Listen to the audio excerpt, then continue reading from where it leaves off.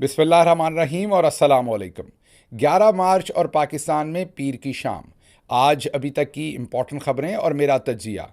आज काफ़ी सारी इम्पॉर्टेंट ख़बरें हैं जो आपसे शेयर करनी है, इसलिए रन डाउन की बजाय हम सीधा ख़बरों की तफसील की तरफ चलते हैं। लेकिन उससे पहले आपको याद करवा दें कि आपने अगर अभी तक इस चैनल को सब्सक्राइब नहीं किया तो ज़रूर कीजिए, ताकि आप हमारी आवाज़ को मजबूत कर सकें और ये दूर तक पहुंच सके।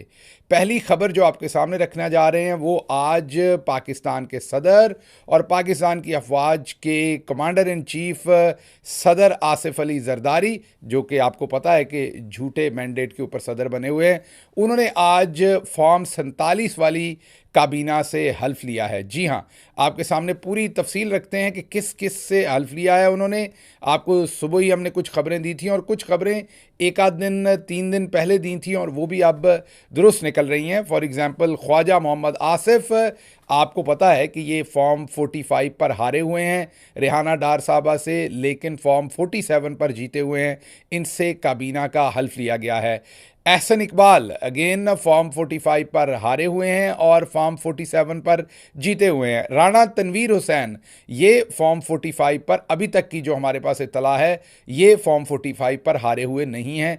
ये और एक कैसर साहब, शेख कैसर साहब हैं, गालिबन ये दो लोग हैं जिनके फॉर्म 45 का डाटा या तो अभी तक मुकम्मल सामने नहीं है और या जो आया है उसमें इनकी पोजीशन जो है वो बेहतर नज़र आ रही है।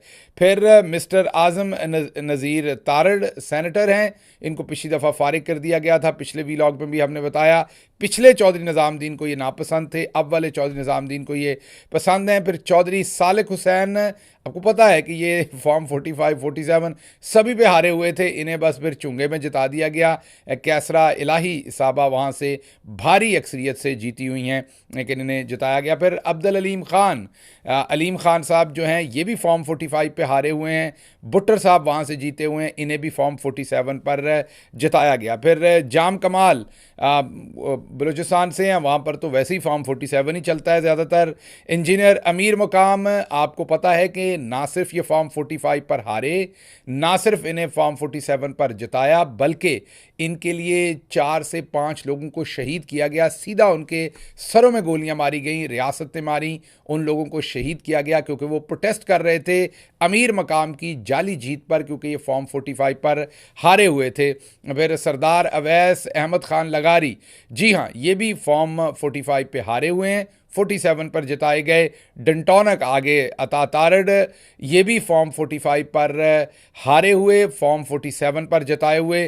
खालिद मकबूल सदीकी कराची, पूरा ही माशाल्लाह से फॉर्म 45 पर हारा हुआ, 47 पर जिताया हुआ। कैसर अहमद शेख, ये दूसरे MNA हैं, पहले मैंने तनवीर साहब की बात की, इनकी बात की कि या इनका डाटा अभी तक पूरा नहीं है, और या अगर पूरा है तो जो सामने आ रहा है उसमें कम से कम इनका फॉर्म 45 बेहतर नज़र आ रहा है। फिर मियाँ रियाज हुसैन पीरज़ादा, ये भी फॉर्म 45 पर हारे हुए और फॉर्म 47 पर जीते हुए दिखाए गए हैं। अच्छा जी, आगे दो साहबान जो हैं उनको सेनेटर हैं और उनको वज़ीर बनाया गया है।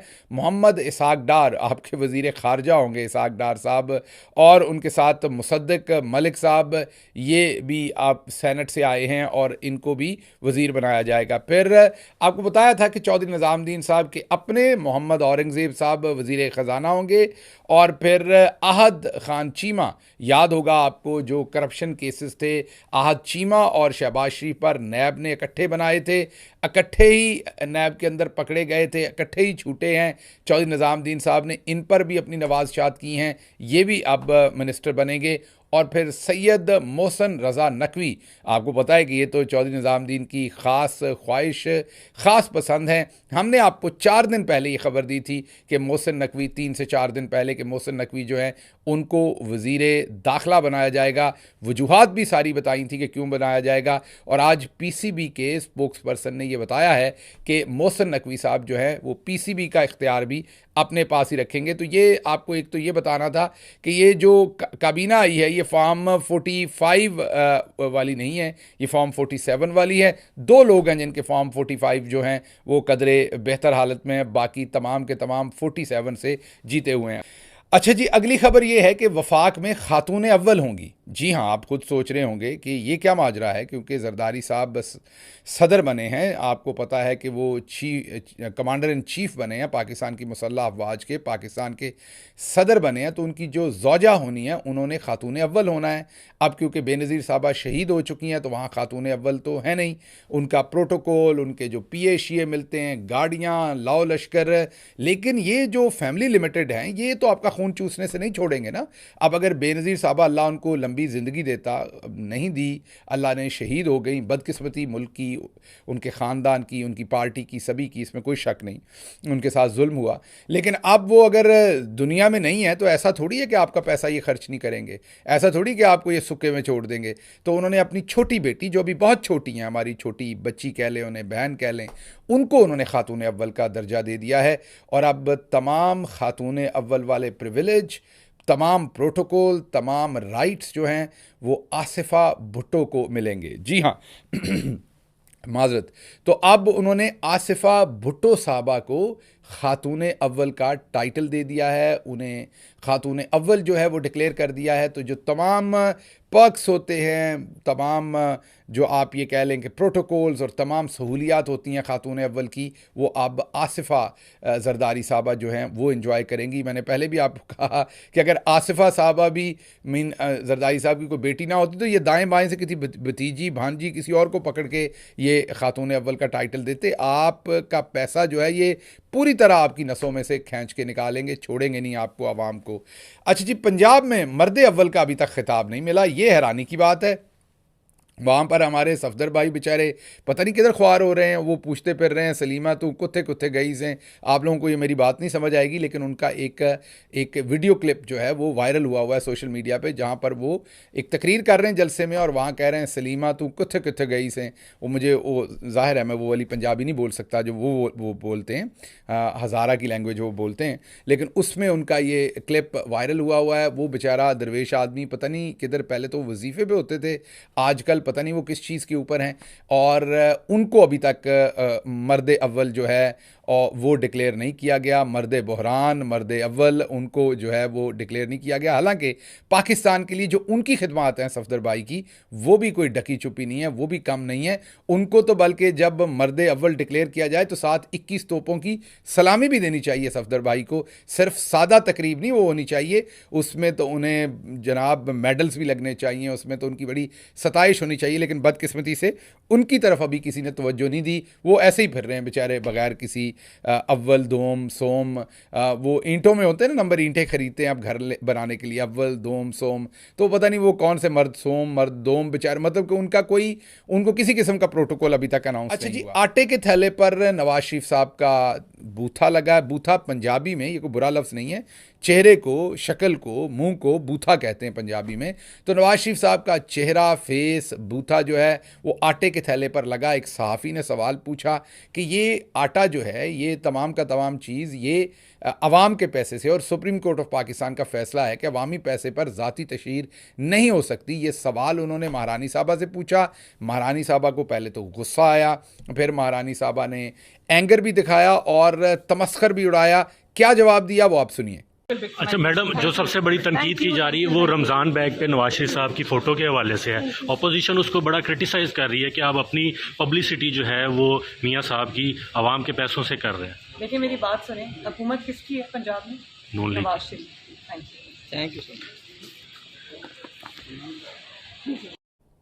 आपने सुना कि महारानी साहबा ने बजाय शर्मिंदा होने की उन्होंने कहा कि हमारी हुकूमत है, हम अब बादशाह हैं, जो दिल करे हमारा करें, हम पे ना कोई कानून अप्लाई होता है, ना कोई कायदा, ना ज़ाब्ता। ये वही लोग हैं जो खुद एतराज़ किया करते थे अगर किसी किसी किसी तकरीब के अंदर सिर्फ सुर्ख और हरा रंग लग जाता था ना किसी जगह पर, किसी बोर्ड के ऊपर, तो कहते थे ये पीटीआई के झंडे के रंग हैं, ये क्यों इस्तेमाल कर रहे हैं, अपनी जमात की तशहीर कर रहे हैं। और इन लोगों के अब जवाब सुने, और सुनाए भी क्यों ना, चौधरी निज़ामुद्दीन सर पर बिठा के लाए हैं इन लोगों को, तो अब उनका इतना तो बनता है, फिर इतने नखरे तो बनते हैं।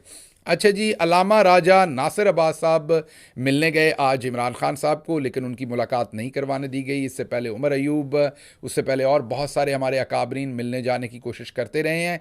अदालतों ने अहकामात दिए हैं, लेकिन अदालतों के अहकामात रद्दी की टोकरी में फेंके जा रहे हैं, उनको मिलने नहीं दिया जा रहा। और उसके ऊपर किसी किस्म का कोई, अदालतों के अंदर भी किसी किस्म की कोई रिस्पॉन्स नहीं है कि अगर हमारे अहकामात नहीं माने जा रहे तो फिर इसका कोई ना कोई हल निकालें। अच्छा जी, पीटीआई लीडरशिप के ऊपर मुकदमात दर्ज किए हैं। जो कल का पुरअमन एहतजाज था उसमें पीटीआई लीडरशिप पर मुकदमात दिए गए हैं। लोगों को ज़्यादातर छोड़ दिया गया है, लेकिन टेररिज्म के मुकदमात और दूसरे मुकदमात दर्ज किए गए हैं। हालांकि पुरअमन मुजाहरा था, सियासी मुजाहरा था, धांधली के ख़िलाफ़ था, फॉर्म 45, 47 सारी चीज़ पर था, लेकिन पंजाब के अंदर और इस्लामाबाद के अंदर ये पर्चे दिए गए हैं। मकसद सिर्फ लोगों को तंग करना और डराना है ताकि वो आइंदा सड़कों पर ना निकलें। हालांकि इन केसेस ना किसी तरफ जाना है, चंद दिन के अंदर ये केसेस खारिज हो जाएंगे, ख़त्म हो जाएंगे। ये फजूल में केसेस दर्ज किए गए हैं, लेकिन सिर्फ लोगों को डराने के लिए ये सारा कुछ किया जा रहा है।